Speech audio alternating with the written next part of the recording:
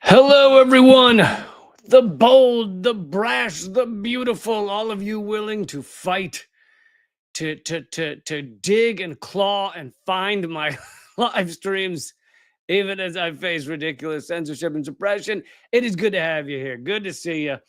Welcome to Dangerous Ideas, or if you're listening to the podcast, it's probably called Moment of Clarity. Unless you're on Spotify, it's called The Lee Camp Show.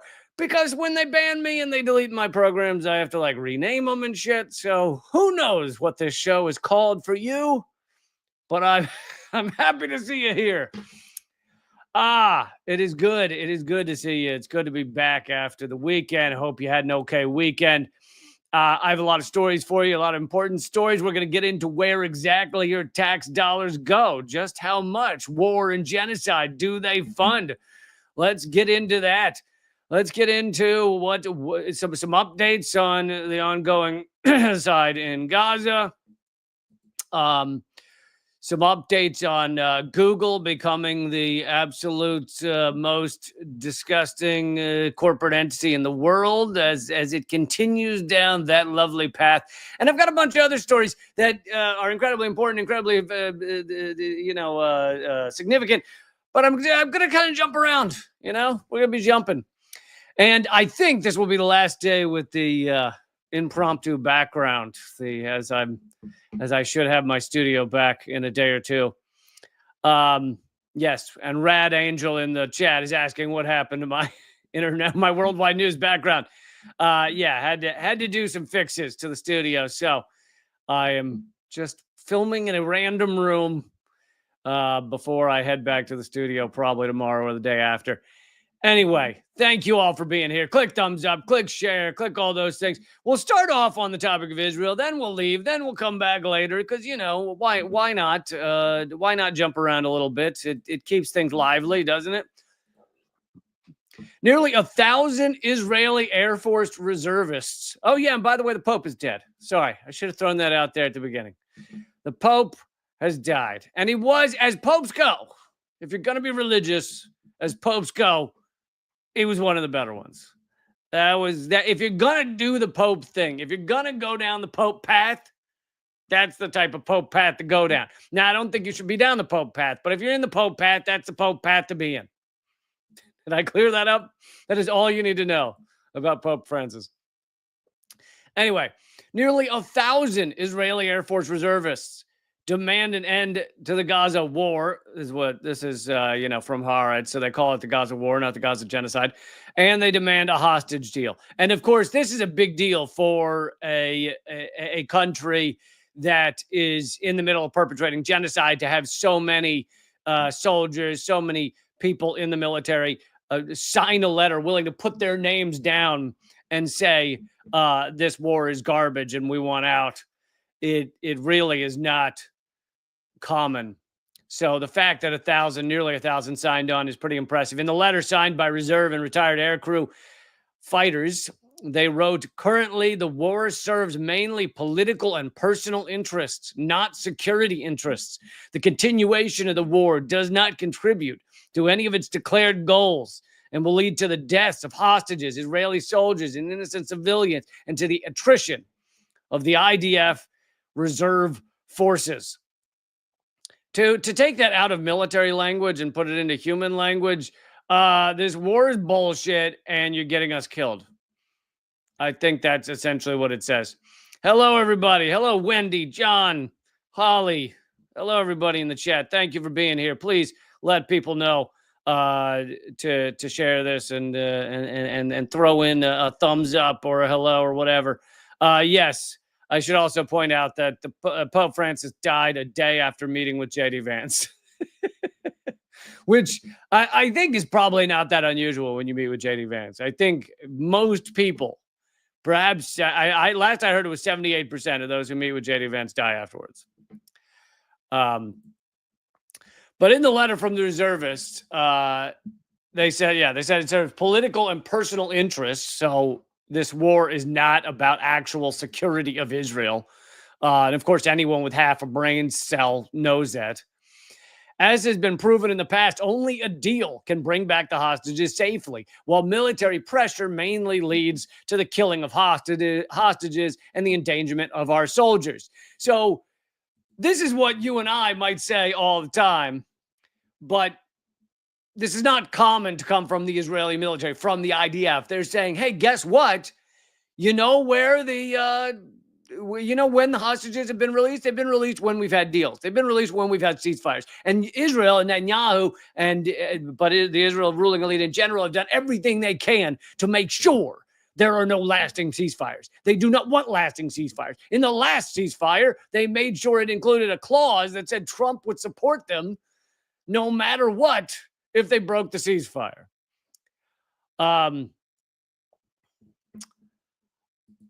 Yeah, it's common sense to you and me. You just don't hear it from the IDF. They also called on all Israeli citizens to mobilize to action and demand the end of the war and the return of all hostages. Every day that passes puts their lives at risk. Senior Air Force officers, and of course, this is IDF reservists speaking, so when they say hostages, they mean only Israeli hostages. They do not mean the 10,000 Palestinians that are being held hostage by Israel right now. Those don't count as hostages, right? Those are just prisoners of war, even if they're 3 years old. Senior Air Force officers of the rank of brigadier general held phone calls with the signatories to urge them to retract their signing of this, including the Air Force commander, Tomer Bar.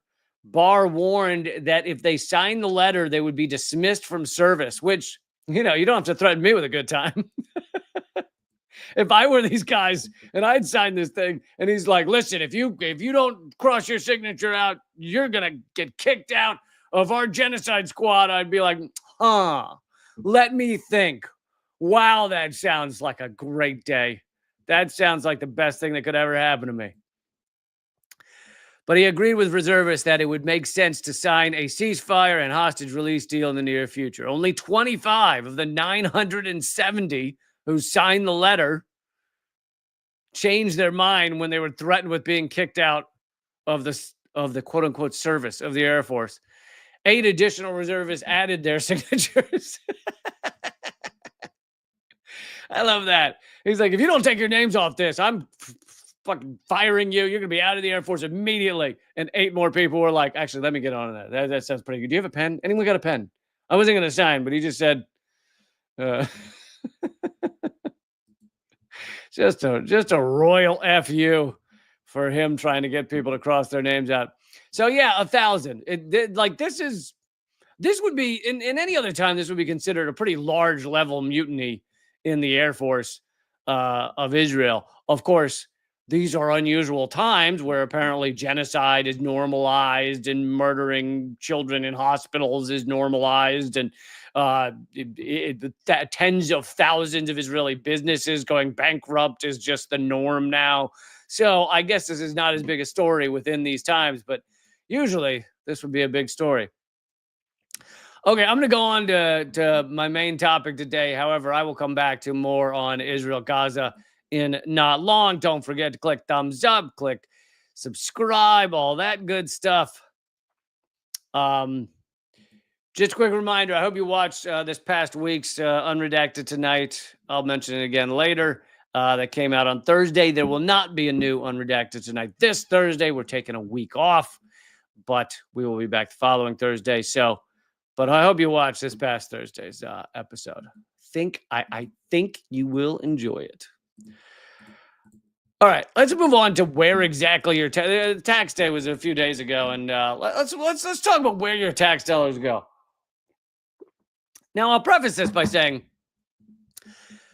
that yes, in our world of petrodollar, in our world of the U.S. can print as many dollars as it wants, in our world of trillions of dollars dumped into the government in the largest money laundering scheme the world has ever fucking known, in that world, we basically are in the world of MMT. The U.S. government can print whatever money they need or want. So your tax dollars don't technically go to these things, But it's still beneficial to think in these terms. If you were to take all the tax dollars, divide it up by the amount of money that goes to these various portions of the government, how much would go there? I still think it's useful to occasionally talk in these terms, even if we understand at the heart of it that the U.S. prints as much money as it wants, and that just during COVID, the U.S. monetary supply was increased by like 20%, which is in most countries would cause crazy inflation. Now we are seeing inflation, but we haven't seen like unbelievable inflation. Anyway, this was put out by the Institute for Policy Studies. For some reason, they thought it would be a good idea to compare everything with the cost of a dozen eggs, which, as I go through this, I'm probably not going to mention that a whole lot because it doesn't help me understand this in any way. I'm not, it's 16 dozen eggs. Okay, then.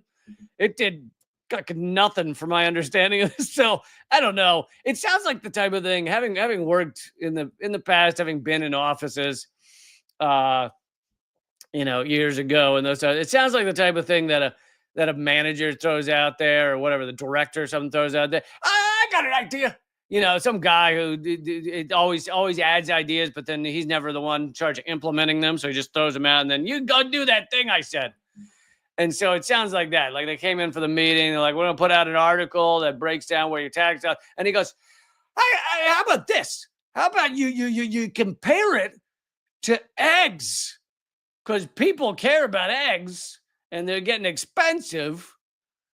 And then and I'm sure the people that actually wrote this article walked out of the office and they were like, what the fuck is he talking about? Comparative? Who gave a shit about what eggs are? I'm talking about how much we spend on F-35s.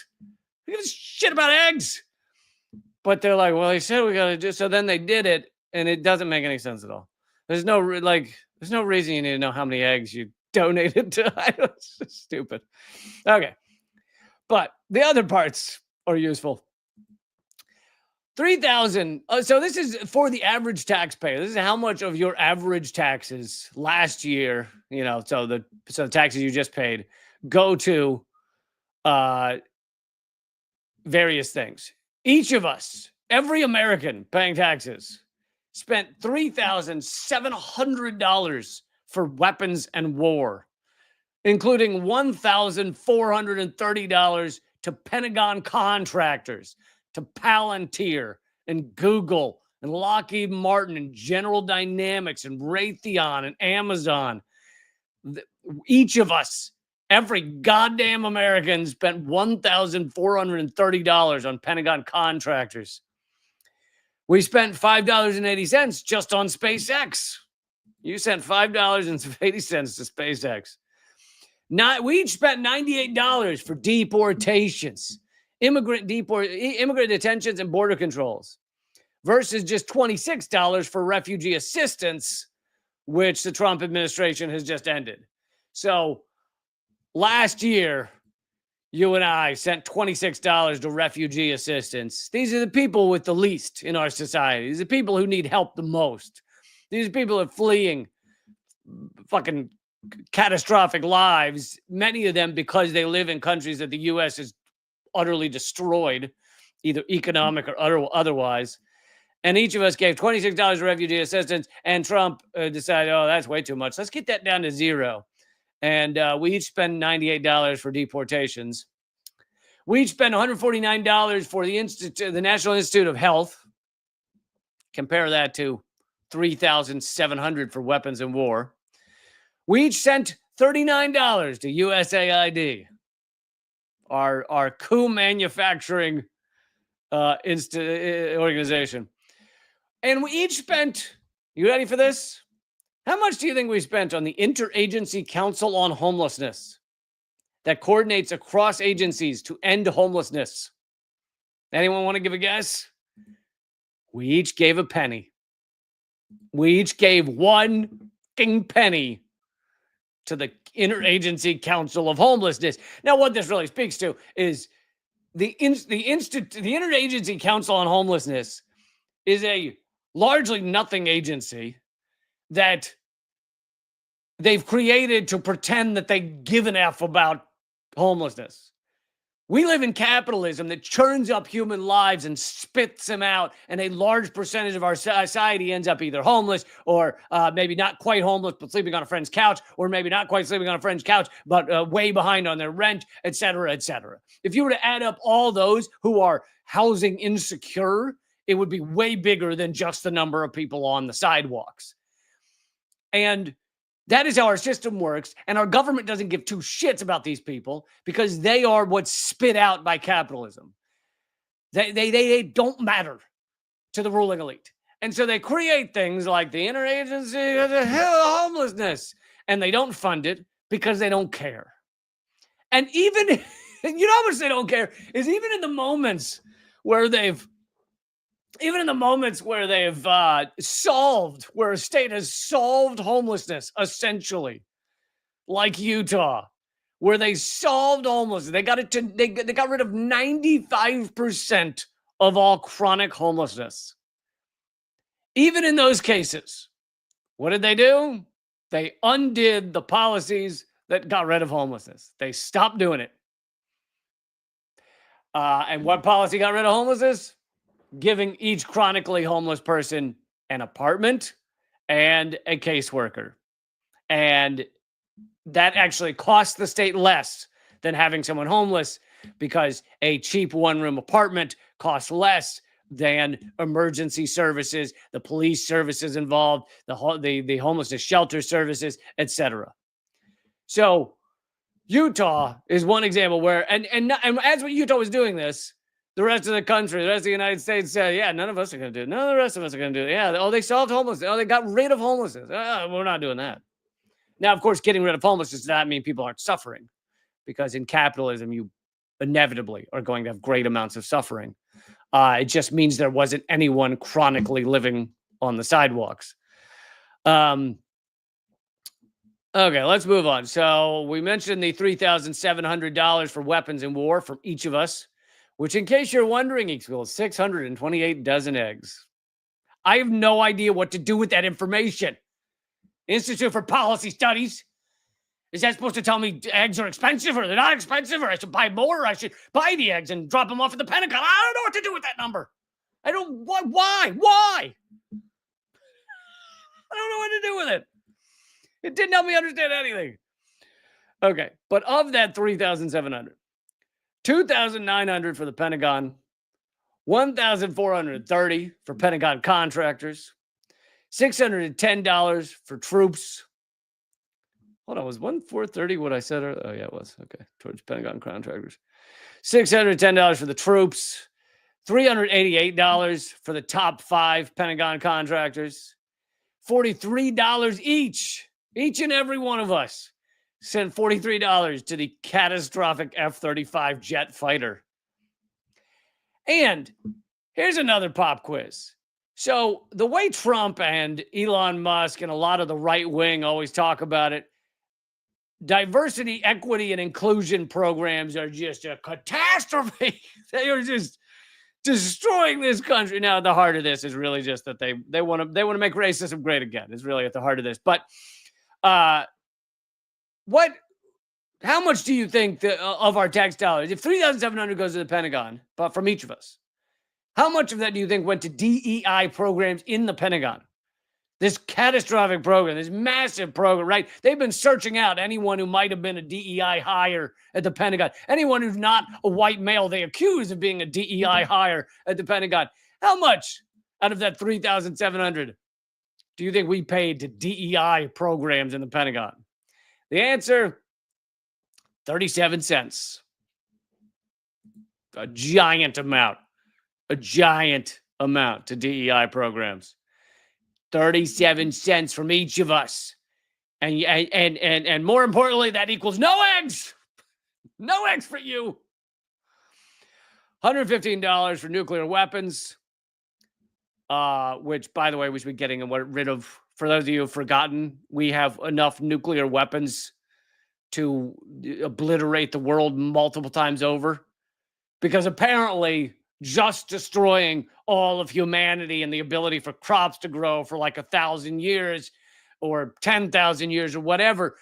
Just doing that once is not enough. You want to be able to do that like 4 or 5 times. Because here's the problem is, what if you destroy the earth and you're not satisfied? You know, you're like, I feel like we need to keep going. What then? So you need to be able to do it multiple times. So we sent each of us sent $115 for nuclear weapons. We each sent $88 for aid to foreign militaries. And by the way, aid for foreign militaries, let's be clear, it's aid for militaries that are doing horrific things. Like the only real militaries we send, it's like fucking awful militaries like Israel. We don't send aid to countries that are really just need aid, you know, just really struggling. All right, so keep those numbers in your head. Definitely keep the number of eggs in your head, okay? That's 242 dozen eggs to Pentagon contract. What am I doing with that number? Anyway, keep that number in your head. 3,700 from each of us to the Pentagon. Now, here's what we send to things that people might need.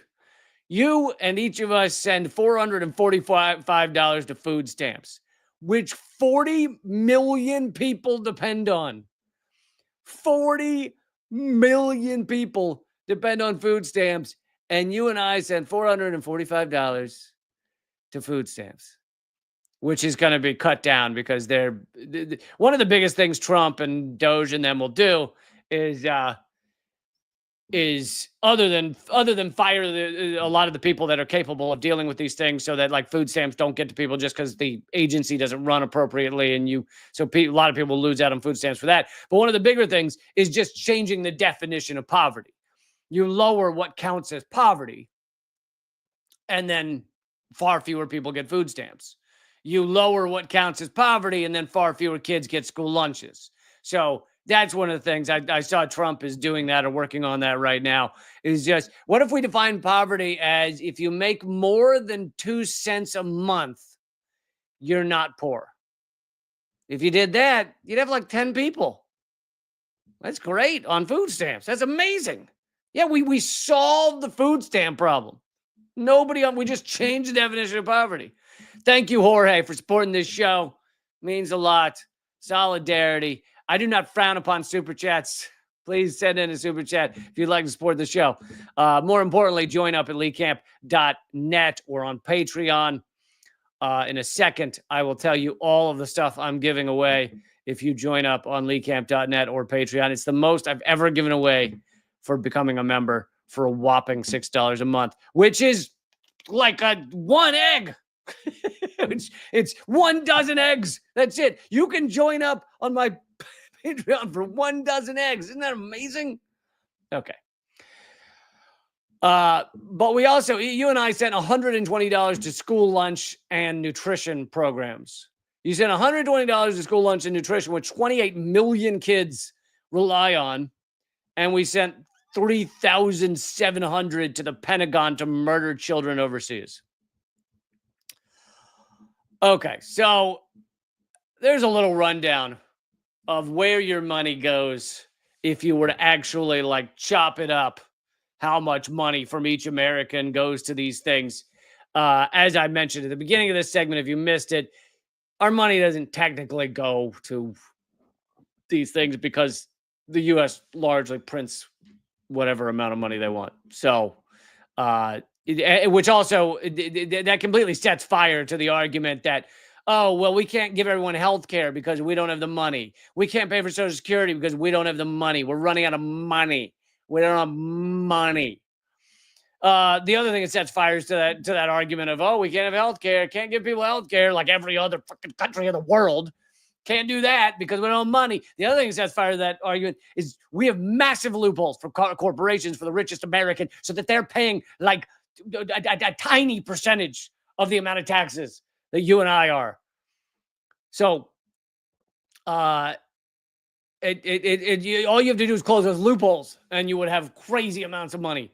All you have to do is slightly raise the amount of money, the amount of taxes that the richest of the rich, 0.001% pay, and you can pay for all this shit. It's all bullshit. Anytime you hear someone make the argument, we can't do that because we don't have no money, you just punch them in the face immediately. I do not condone violence. Don't punch them in the face. Punch them in the face rhetorically. Punch them in the face with your amazing words. Thank you, Teresa.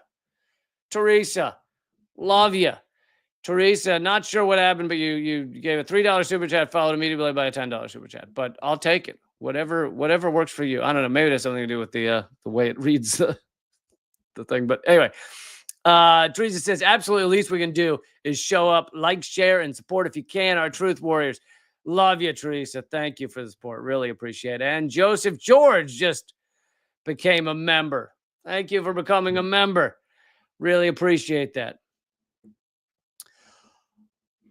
Okay, what I was going to say real quick before I get on to the next topic is if you join up now at leecamp.net or Patreon, leecamp.net is my locals page. I'm giving away more stuff than I've ever given away if you become a member. You immediately get both my ebooks, Dangerous Ideas and Bullet Points and Punchlines. You also get all 3 of my Zoom comedy specials, which are not available anywhere else. You get those basically immediately. Sometimes it takes me a couple of days to get it to you, but basically immediately when you sign up. And that's a whopping 1 dozen eggs a month right there. $6 a month to join up on either patreon.com/leecamp or leecamp.net. All right, let's keep going. Let's get back to Israel for a little while before I get to some other stories. Mondo Weiss, excellent outlet, by the way. Mondo Weiss. I met the editor the other day. Very, very cool and impressive guy.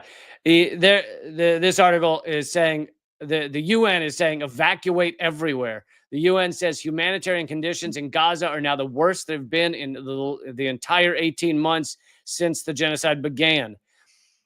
There is no place left for us to go, said Malik, a Palestinian father of 2 in his mid-30s who was displaced in the Mawasi area of Khan Yunis after Israel resumed its carpet bombing campaign in Gaza in mid-March.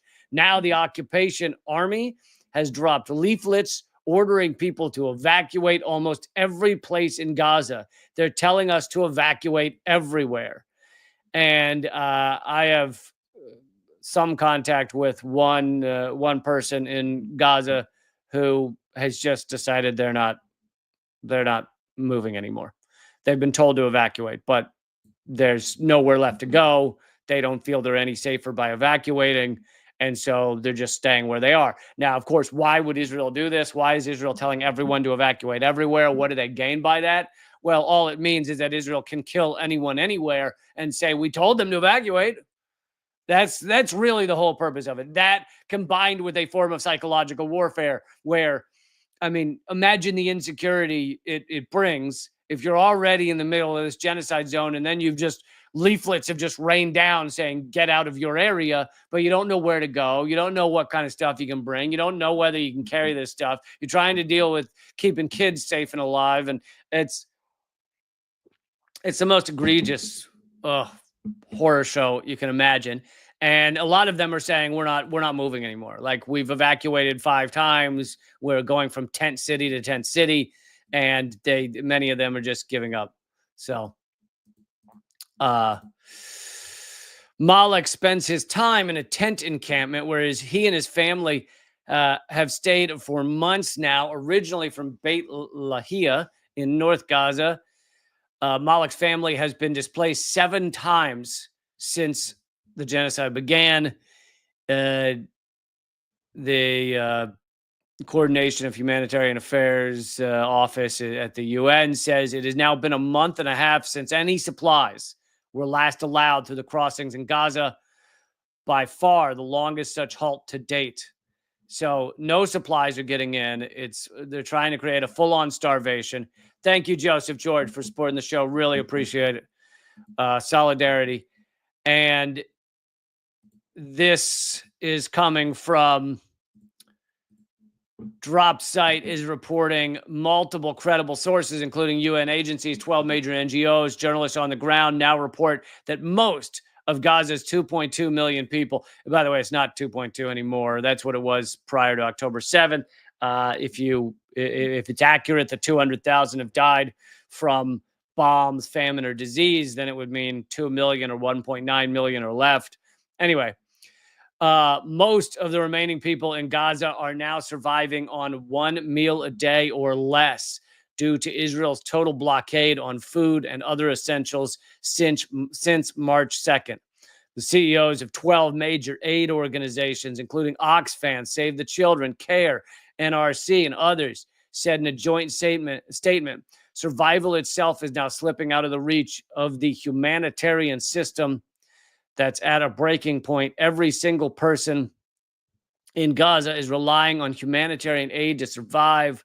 That lifeline has been completely cut off since a blockade on all aid supplies was imposed by Israel authorities on March 2nd. We have supplies ready. We have trained medical staff. We have expertise. What we don't have is the access or the guarantee by Israeli authorities that our teams can do their jobs without being murdered. So yeah, it's really getting dire. And, you know, in case you need a reminder of this, this is a U.S.-backed, U.S.-created genocide at every turn. And now they're going after people that talk about it. They've spent many months going after people that talk about it. But of course, you have the recent efforts to deport students, etc. By the way, I don't know if I have it, but oh yeah, here it is. University. If you're in a university or you know someone who is, apparently ICE has been telling people to self-deport if they're from another country and they're at a university and they've been involved in protest or maybe even just speaking online. Yet apparently they don't actually have to self-deport. So you might want to pass this along to any friends at university. University is from Intercept. University told students to leave the country. ICE just said they didn't actually have to. So basically, the Trump administration told these universities to tell their students to leave. The universities did that. And then it turns out these students don't actually have to leave. So many of them probably have already self-deported because they don't want to find themselves in prison. The Department of Homeland Security said this week in Michigan court that the agency does not have the authority to terminate students' immigration statuses by terminating their records on the Student Exchange and Visitor Information System. The database allows both universities and authorities to track information about international students. But terminating a record on the database does not terminate the visa or their right to be in the country. So basically, if you know someone at a university who might be getting a letter telling them to self-deport, tell them they should do some more research because it's quite possible they do not have to self-deport.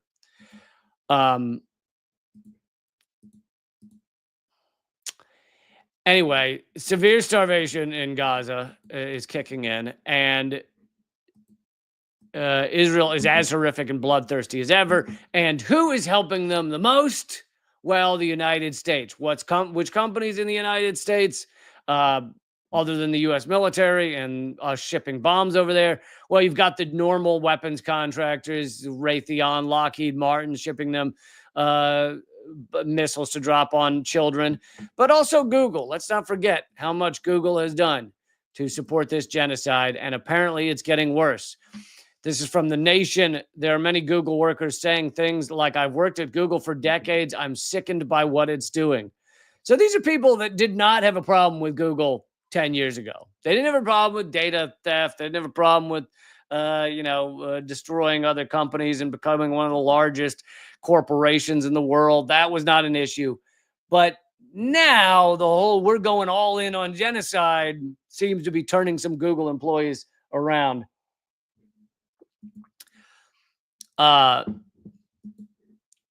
This person writing for The Nation says they worked at Google for 20 years. They said, my overwhelming feeling used to be pride, and now it's heartbreak. Thanks to years of deeply troubling leadership decisions from Google's initial foray into military contracting with Project Maven to the corporation's more recent profit-driven partnerships like Project Nimbus, Google and Amazon's joint $1.2 billion AI and cloud computing contract with the Israeli military that has powered Israel's ongoing genocide of Palestinians in Gaza. Today marks 1 year since workers with No Tech for Apartheid staged sit-ins at Google offices. And I believe I covered that back when it happened, to protest the use of our labor to power the genocide in Gaza, to demand an end to the harassment and discrimination of our Palestinian, Muslim, and Arab co-workers, and to pressure executives to address the workplace health and safety crisis that Nimbus has caused. Google retaliated against workers, illegally firing 50 Googlers, which sounds like a joke I made up in order to make fun of people who worked at Google, but no, they legitimately go by Googlers. So sounds like me being like, these are fucking Googlers, but no, they call themselves that, including many who did not participate directly in the action. So Google violated labor laws to fire people involved, but also apparently people that weren't even involved. In the years since, Google has only deepened its commitment to being a military contractor. 2 months ago, in order to take advantage of the federal contracts the corporation can gain under Trump, Google abandoned its pledge not to build AI for weapons or surveillance. I love that every step of Google announcing they're going to do something right, or they're going to be slightly different from these horrible corporations and what they're involved in, they eventually back down from. Sometimes it takes a few years, sometimes a few months. Eventually, they'll scratch out the part that says don't be evil. That's always going to happen. That train is never late in capitalism. Cesar, thank you for supporting the show. Cesar says, love your show, Lee. On my second year listening, do you do live stand-up on tour in California? Would love to hear some of your not Israel jokes. Oh, you mean not Israel. Okay. I thought you meant you wanted to avoid Israel jokes because they're too hard to listen. I'm with you now. I have done stand-up for many years, but recently I have not been doing live shows. There's multiple reasons for that. Thank you again, Cesar, for supporting the show. There's multiple reasons for that. Some of it is just life. I have a little kid and things like that make it much more difficult. But some of it have to do with censorship and suppression. One of the main ways that I used to let people know that I was coming to an area, because you could have, like, I think most of you know this, you could have fans of a show. People can be fans of my show. That doesn't mean they watch every show. That doesn't mean they see every time I say I'm coming to this city. So you can be fans of a show and watch it once a year. So how do I find all those fans out there in such and such city? Well, one of the best places to do that was Facebook, to just have Facebook tell, hey, if you're a fan of Lee Camp and you're in this city, then he's coming to your city. That was how I sold, I think, the vast majority of my tickets when I was doing national tours. And they've banned me from advertising to my fans or to fans that like my stuff. And literally, this happened. This is years ago. This is like 2018 or something. Literally, you could see on a list, let's say I did a list of people who like Lee Camp, like Chris Hedges, blah blah blah. It told me which ones were becoming banned. They were like, in a month, these categories are becoming banned. It was just me and Chris Hedges. Like, you could still advertise to everything else. Young Turks, Jimmy Dore, didn't matter. It was just me and Chris Hedges. You could no longer promote to those people because it's just another step of suppressing me, censoring me. So that's, there's that reason. And it's a bunch of things ongoing that make it really difficult for me to do larger tours. So sorry, but no plans at the moment to come to California. Let's see. Google abandoned its pledge to not use AI for weapons and surveillance. In rapid succession, Google then acquired Israeli cloud security startup Wiz. And I covered that a few weeks ago. And I haven't heard anybody else call it exactly this, but I believe it was actually a backdoor way of Google to help fund Israel's collapsing economy. because Israel paid some insane amount of money. I can't remember what it was, but billions and billions of dollars for Wiz. And it's like way more, like by 100 times what Wiz makes in a year. You know, the seemingly what would be a reasonable price for this company. And so I think that Google like bought it partially because they wanted it, but partially because it's like, well, if we put $100 billion into Israel's economy, then that it's like a boost. It's like an energy boost to Israel's collapsing economy. So anyway, they purchased Wiz. They pursued partnerships with U.S. Customs and Border Patrol to update towers by Israeli war contractor Elbit Systems with AI at the U.S.-Mexico border, and launched an AI partnership with the largest war profiteer in the world, Lockheed Martin. It's like Google literally sat down and tried to come up with all the most horrific things they could do. That once they scratched out that we're not going to be a weapons contractor, they were like, okay, doors are open. What's the worst shit we can do? What are the most disgusting Elbit Systems? Our new best buddies. Lockheed Martin, you're on. Hold my beer. Just unbelievable. Unbelievable.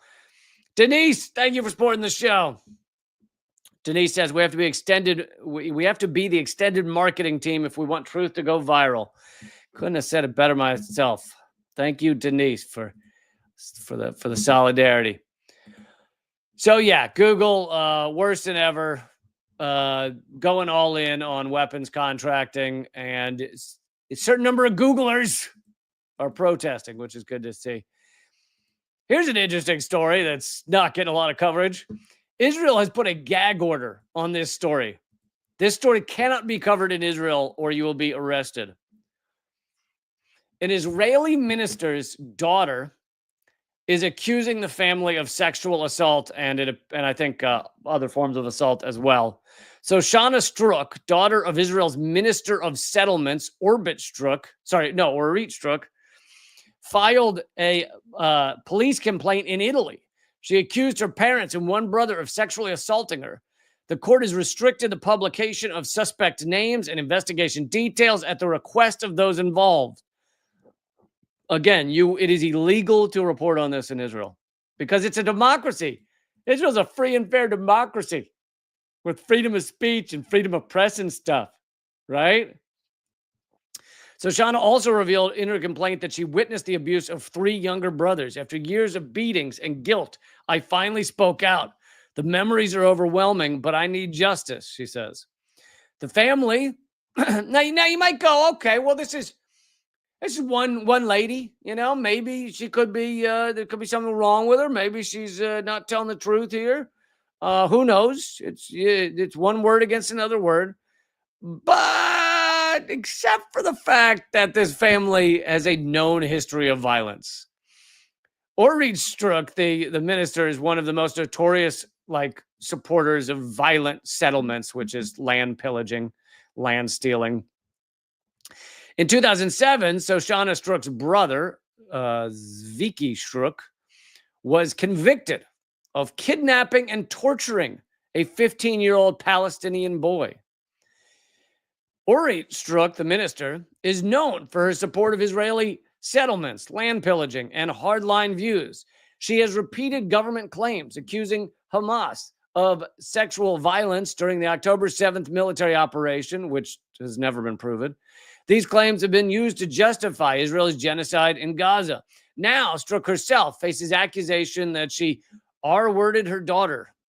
And I am a big advocate for saying the words we need to say to detail the crimes.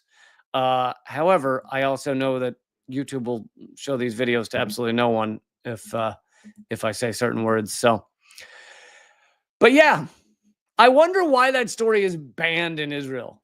I wonder why they make it illegal for you to just report that in Israel. So speaking of weapons contractors, along with Google is now in the same boat as Palantir. Leaked documents show that Palantir, And by the way, each of these companies is connected to the US tech oligarchs. You've got Google, which is Alphabet, which is his name Eric Schmidt and Sergey Brin and all these folks. The newer oligarchs of America. Palantir is Peter Thiel, who is one of the tech oligarchs, along with Elon Musk. They, were together at PayPal Mafia. He also basically funded, created, and I don't know, sodomized the frontal lobe of JD Vance. So, and Hirochu in the chat wants to know if I've ever interviewed Loki. Yes, I've had Loki on this show at least once, and Redacted Tonight at least once. And he and I used to work together at Mint Press. I had a show at Mint Press for about a year, and Loki and I and Alan McLeod and had meetings every Monday. in case that helps. I know that doesn't help in terms of what you can watch, but so anyway, there's leaked documents showing Palantir's plan to help ICE deport people, which means illegally deport people, because much of what ICE is doing is illegal. Palantir, the surveillance giant, is taking on an increased role with immigration and customs enforcement, including finding the physical location of people who are marked for deportation. According to Palantir Slacks, they don't mean their pants. They mean their Slack channels. I would love that. It was like, if there's a leak in Palantir Slacks, that's definitely a cleanup on aisle 4 situation. Palantir has a leak in their Slacks. Our language sucks now. It has just been brutalized by the name of apps and shit. You can't say anything. What does a friend mean? It used to be you said you had a friend. It meant you had a friend. It meant you knew a dude or a lady. It meant you had some connection. You sit together and drink coffee and whiskey over a fire or whatever. It meant a thing. I have a friend. Now it means shit, garbage. I have a friend. What does that mean? Oh, they clicked a thumb on a Facebook one time. Have you ever met? Nope. Do you know their name, their children? They're like, nope. They just clicked the thing once. They're my friend. We're friends now. I think they should change it. It should be you click thumbs up on someone's post. Now you're called lovers. Let's just destroy that term while we're at it. Oh, I got 3,000 lovers on Instagram. Yeah, what's that? You mean you really did the horizontal nasty? No. They just clicked a little button, so we're lovers now. Just destroy that term. Are there any good terms you can find? Just let's fucking tear them up. Oh, I have a personal connection. Yeah, James. I have a personal connection with him. Yeah, you do. Yeah, that's just what it called when he wrote something on my Twitter. On my ex. It's called a personal connection. The leak shows that Palantir's work with ICE includes producing leads for law enforcement to find people to deport and keeping track of the logistics of Trump's mass deportation effort, and provides concrete insight into the Trump administration's wish to leverage data to enforce its immigration agenda. The internal communications also show Palantir leadership preparing for a potential backlash from employees or outsiders. Oh, what do you know? Employees might care that they're perpetrating these crimes against humanity. I mean, not many of them. I think most people that sign up to work at Palantir probably know what they're involved in. But I guess there's a few with souls still out there. Could be. Who knows? But yeah, he's the chief technology officer in the Slack is like, hey, all, want to provide a quick update on our work with ICE. Over the last few weeks, we prototyped a new set of data integrations and workflows with ICE. We're helping the jackboots.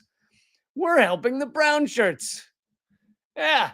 You remember those guys in the lower level guys in the Nazi documentaries? That's us now. Woo! Woo-hoo! I know. And this is the case with every genocide, with every horror show, is It's the banality of evil, right? It's the little Eichmanns everywhere, just doing their job, right? That's what it is for so many people. All right, I wanted to just jump onto a bunch before we wrap up. A bunch of other stories that don't. Actually, I should do this one first, but don't always have time to get to some of these stories that are not, Israel and genocide. I know we only got a little time left, folks, but there's still time for super chats to throw in there. There's also time to go become a member over at leecamp.net, my locals page. By the way, there's a free version, so you get there. You can sign up for the free version. You won't get everything. You won't get all those awesome perks I listed earlier, but you'll get a lot of things. Also, don't forget this show is a podcast as well. I have loads of podcasts. They're all at linktree.com/LeeCamp. I have, I think it's 3 or 4 or 5 or something. I've lost track.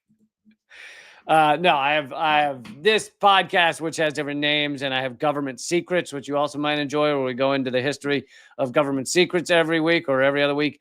And I have Common Censored with Eleanor Goldfield. All that at linktree.com/LeeCamp, or look it up wherever you get podcasts. But anyway,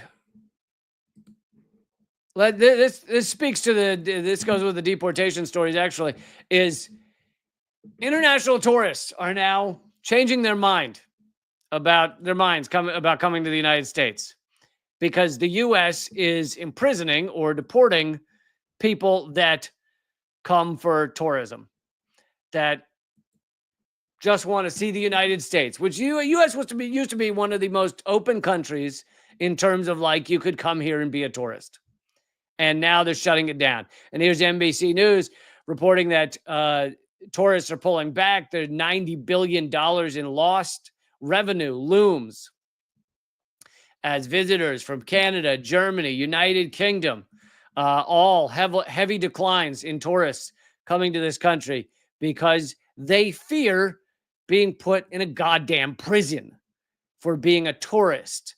And here's an example of a woman. I don't know if it says where she's from, but she has an Indian name, which may be, from New Zealand. But the reason I say that it matters that she has an Indian name sounds like something that our racist ICE fellas might not like, our racist custom fellas. Anyway, she wrote, "I want to share what happened to me and my best friend last month when we tried to begin our backpacking trip in the U.S. Maybe it helps someone avoid the same nightmare. We're 18 and 19 years old from Europe. We arrived in Honolulu from New Zealand, and we wanted to fly to the mainland to explore California. We booked the first 2 nights in an Airbnb, but wanted flexible plans, right? So they didn't book the other hotels or an Airbnb because they wanted flexible plans. Makes sense. People often do that. We already had the onward ticket of our next destination in Asia, but we didn't book the domestic flights within the U.S. because they wanted to be flexible, right? All makes sense. Often people come to the United States, go, we'll get to, New York City or L.A., and we'll kind of figure it out from there. We'll see what's affordable. Maybe flights will be affordable in a certain area of the country. Anyway, at Passport Control, they took us aside for additional questions. At first, we didn't think it was a big thing. They were asking us why we didn't book more nights or domestic flights. They asked us if we were doing any work, and we said, well, sometimes we do small freelance jobs, online translating stuff. Now, that was a big mistake, because it doesn't matter if it's online or what country it's for. If you're doing work while you're in the United States, they immediately look at that as a way to deport you because you don't have a work visa. You've got a tourist visa. You might sit somewhere and translate. For 10 minutes, you might translate something online. Well, you should have gotten a work visa. It's such bullshit. Thank you, Circle Home, for donating, supporting the show. Circle Home says, can you get a frown on this particular super chat? No, I do not frown on any super chats. I'm not frowning on this one either. God damn it, I'm not. Maybe I think I just ruined my statement. But I think I just upended my policy. I'm not going to frown about a goddamn super chat. I'll tell you. That doesn't really work, does it? So then they said, after a while, they told us we're not allowed in the U.S. because we're inadmissible and we were going to work there illegally. They took the phones, passports, put us in handcuffs. The moment was surreal. We're tourists, 18 and 19-year-old tourists from Europe, and we're being handcuffed. I mean, it really is like unfathomable, dystopian, Hitlerian style shit. They wanted to send us back to Auckland, that's New Zealand, right? And we wanted to instead go forward on our trip instead of going back. Thank you, Frankly Emma, for donating. Yes, solidarity. Love it. Thank you for supporting the show. But so they said, so these 18, 19-year-olds, the customs is saying, we're not going to let you in the country. We're going to handcuff you, and we're going to send you back to New Zealand, which is probably I know it's a buck of a flight. That's one hell of a flight, all right? And they said, no, don't do that. Just send us forward to our next destination, which was going to be, I think they said, in Asia. So still not a big deal, right? Just send us forward instead of backwards on our trip. Here's what happens then. They agreed to do that, but said we'd be detained for the night. We agreed, having no idea what to expect from that, thinking we'd maybe wait in the room for a few more hours and then it'd be morning and then we'd go along our way. Instead, they drove us to a detention center in Honolulu. I think it's called an FTC prison. It's a real jail, metal doors, locked cells, cold air. They made us do a full strip search, which was very cold. We had to undress completely, including underwear. Had to squat and spread our cheeks. I don't want to describe it because it's too humiliating. And gave us green prison clothes. And we stayed the night there without being able to sleep, of course. And of course, it's designed to also make you feel like criminals, like these people did anything fucking wrong. They're teenagers on a sightseeing trip. It's so disgusting what these people are. And again, if you were to ask this average, some of the customs agents and shit like that really believe in it, and they're like, yeah, these people are invading our country. Those exist. I'm not saying they don't. But I bet you probably a majority or at least 50% or something of these agents go, hey, I don't think they'd really do anything wrong. We just can't let them in the country. And I'm just doing my job. Yeah. Nazis said the same thing. Just doing our job. Just doing our job. This is what you have to expect if you happen to book the wrong visa to the United States. Okay, before I wrap up, I want to squeeze at least. Let me squeeze this one in here. Where'd it go? Oh, here it is. This is a positive story. I want to give you a positive story. I'm not all negative. I love you folks. Gotta give you a little warm blood. I don't know if that's an expression or not. Anyway, this is about not a solution to homelessness in terms of a broad system-wide solution, but in this area, it is a solution to homelessness for some people. This is about the Homeless Garden Project, opening doors to the unhoused. An analysis of data from 2017 and 2022 by the Pew Charitable Trust points to the direct connection between high housing costs and homelessness rates in the United States. That probably does not shock you. And there's a lot of reason for the high housing costs, but one of them is that investment bankers are buying up all the housing, both as a store of wealth to just hold housing until they can sell it for more, and then just as a way to gain profit. We jack up the rates, make a lot of money. That's why they're doing it.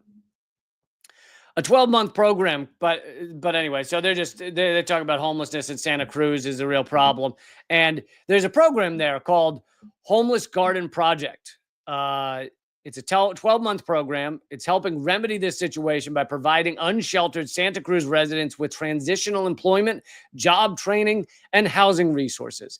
Its participants earn $16.50 an hour, working on a 3.5-acre organic farm in western Santa Cruz. They meet with social workers weekly to address barriers to employment. And that's another aspect that I talk about occasionally, but it's rarely brought up. But it's one of these reasons that when people they just get a job. Well, even if the person doesn't have, mental difficulties of a variety of kinds that can make it very difficult to get or hold a job, even if they don't have that, think about all of the hurdles, the barriers to getting a job from someone who has been homeless for a while. There's the barrier of just getting the things printed out, like the money to print things out, to fill out a resume. Maybe, depending on what kind of jobs they're applying for, they don't even have the ability to fill out a resume. Maybe their resume has almost nothing on it because they've been homeless. There are just some barriers. But the barrier to have nice, clean clothes for the job interview. You go into a job interview in old, dirty clothes, the odds are very low you're getting that job. And these are just a few of the barriers. It's not just about, they don't want to get a job. There are so many barriers to someone who's been homeless for a little while to getting jobs. So this program provides them with, first of all, some income, but secondly, social workers to help get past those barriers. They also give them skills training. If they don't meet a skills checklist that would be needed for certain jobs, they get that training. The HGP website said that this project has generated 11,400 pounds of produce, donated to local nonprofits, served 6,000 meals in 2023, provided more than 22,000 hours of paid transitional employment as of 2024. And the executive director says that from 2014 to 2024, 95% of the program's graduates found jobs and 88% secured housing. I mean, that's pretty crazy numbers, but it makes sense. They give them a job so they get some income. They give them a social worker so they can deal with the hurdles they're facing. And they give them some self-worth. They give them caring and friends. And I mean the actual real friends, not the Facebook friends. Paul Lee, who was one of the founders, really believed in gardens as a healing place, a place of sanctuary, a place where people could grow. By the way, I totally agree with that, even if I've never done the garden thing.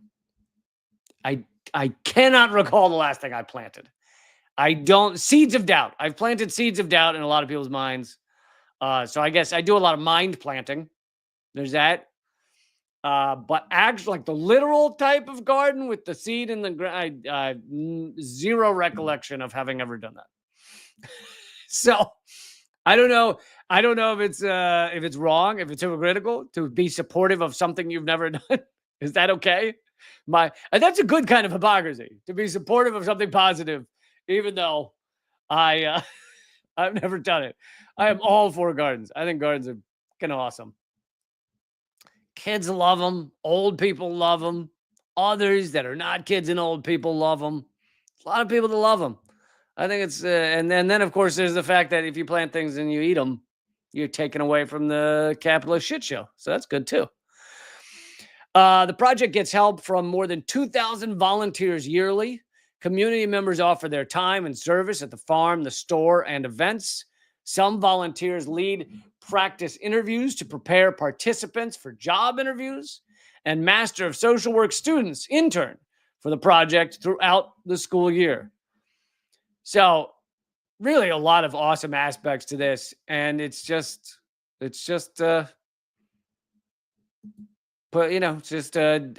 someone came up with an idea to help a lot of people. You help people by giving them a place to volunteer and feel a passion for what they're doing in society. But you also, of course, are helping homeless people, or houseless, or homeless, less than home people. There's a new term now. I think it's houseless. But I don't look. I am supportive of new terms, new terminology. I don't. I only have so much room in the brain for the new terms, so I pick the ones that are important, and I not that it's not important. I don't want to say it's not okay. I'm gonna move on. Just digging myself deeper into the garden. All right. I don't want to end on a good story. I need to end on a bad story, so I want to give you this. um No, it is bad news, but you can view it as good as this in that I want to bring you this story because I want you guys to be healthy. I care for you all, and so I want to tell you the stuff that can help you stay safer. Um, there is a new study that shows that CT scans, CAT scans, are responsible for a surprising amount of cancer in America, more than they thought. And this does not mean CAT scans don't save lives. CT scans save lives all the time. They find all kinds of things. They find strokes before they, or the things that will amount to strokes before they become an issue. They do all kinds of positive stuff. Just don't overdo it. Don't take the CAT scan out for a spin on a lonely night. Don't when you just like don't have anything to do. You're like, let's jump in the CAT scanner. Don't. That's bad. Don't tell your doctor you just love a CAT scan no matter what. You're like, I don't even feel bad. I just enjoy being in the tube. Don't do that.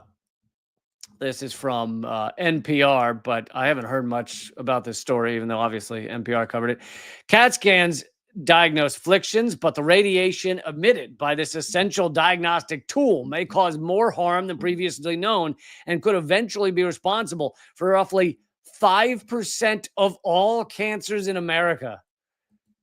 That's crazy. That's mind-blowing. A new study finds since 2007, use of the imaging technique has surged 35%. New research based on projections from hospitals in 20 U.S. states estimates that 103,000 cancer diagnoses, or 5% of all cancers, could result from 93 million scans performed in the U.S. in 2023 alone. I think that for those of you who, have had a CAT scan, I wouldn't immediately freak out because I think that most of these cancers are being caused on people who are getting multiple CAT scans, many. Or apparently it does cause cancer more easily in adolescence, which of course is not cool. But because adolescents are far less likely to get CAT scans, the actual number per capita of adolescents getting cancer with CAT scans is lower than adults. The amount of radiation a scan emits, and this is interesting too, fluctuates widely and can be far higher than necessary with the operator.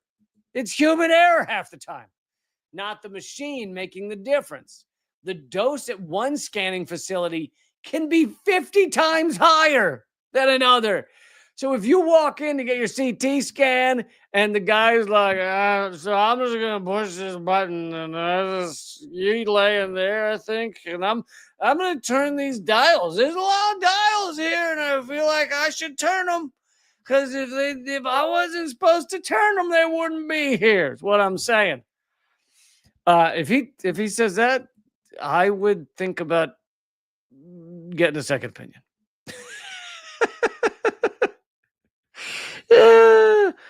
I don't know how often it's user error, but this is another thing in a collapsing late stage capitalist empire.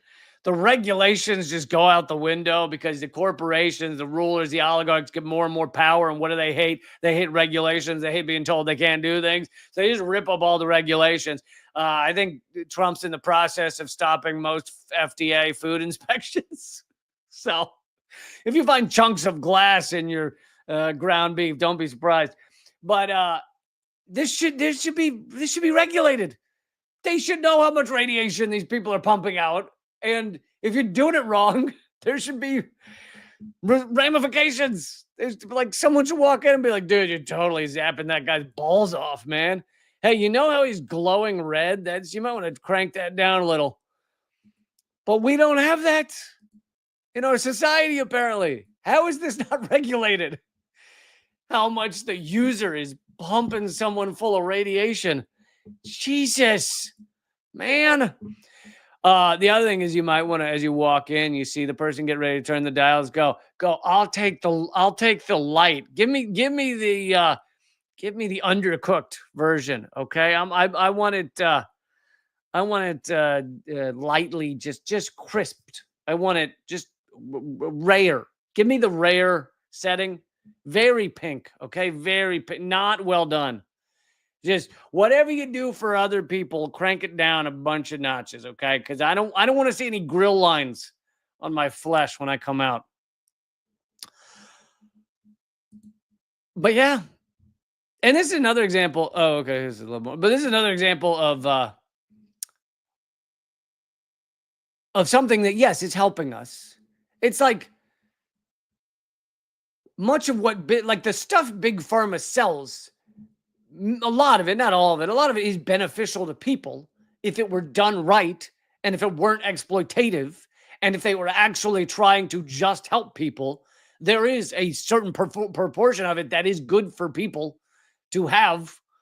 But when you add monetary gain into it, there is not a lot of incentive for them not to do things. There's not a lot of incentive for them to worry a lot about how much they're getting right. If you're wondering, cigarette smoking remains the leading contributor to U.S. cancers, causing 19% of all cancers, followed by excess body weight. It's body weight at 7.6%, and alcohol consumption at 5%. But they're not calculating how much happier alcohol consumption is making me.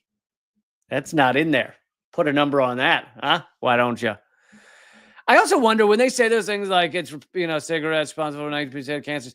Are they calculating other environmental factors? Like it could be that someone smokes cigarettes and also happens to live in some of the smoggiest places in America, like LA. And so, yeah, it might be, you shouldn't be smoking cigarettes, but maybe it's also not the cigarettes doing it. You don't know. Some of the smoggier areas of the country, some of the places with unsafe drinking water. I just wonder how much of that is calculated in the cancer diagnoses. Okay, folks, I'm going to wrap up, but I will be back Wednesday with government secrets and possibly a surprise live stream. I don't know what time this week. Maybe Thursday, since there's no Unredacted tonight this Thursday, taking the week off. But so maybe I'll have a live stream Thursday. And then, of course, Friday at 3 p.m. Eastern. So I will see you for those. And I would love for you guys to support my show, leecamp.net. If you want to become a member, and you can join up for free, or you can join up for $6 a month, or patreon.com/leecamp. And if you join up as a paying member, I'm giving away more stuff than ever. All 3 Zoom comedy specials that can't be gotten anywhere. You can't be got those anywhere else. Also, both my ebooks, Dangerous Ideas and Bullet Points and Punchlines. There's Bullet Points and Punchlines, but it'd be the ebook because mailing things to people all over the world is not a fun thing for me. I love y'all. Keep fighting. Solidarity. See ya Wednesday.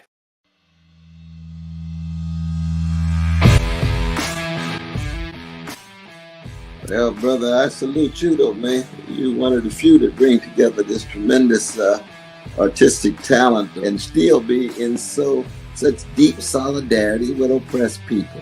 It's an honor to be here because I'll tell you, Lee, you have one of the funniest shows on television, bar none. It's an enormous pleasure to be here. While I was waiting, I was leafing through your wonderful book, The same to you. I love your show. Be happy to come back anytime. Lee, this is one of the great honors of my long career, just to be in the same earth with you. I'm sure. We're just so blinded. We have so many blinders on because our society doesn't want us to know things. And so it takes shows like your show, and it is clearly designed to eradicate. Hey, good to see you. Hey, Jill, how are you? Julian, thanks for joining me. Honor to have you, brother. Consumerism is a theory that people should behave this way to help each other. It's not. Mr. George Galloway, thank you so much for joining me in these dark times. Always a pleasure, my friend. Thank you so much, Lee, for having me on. Keep fighting. Ha.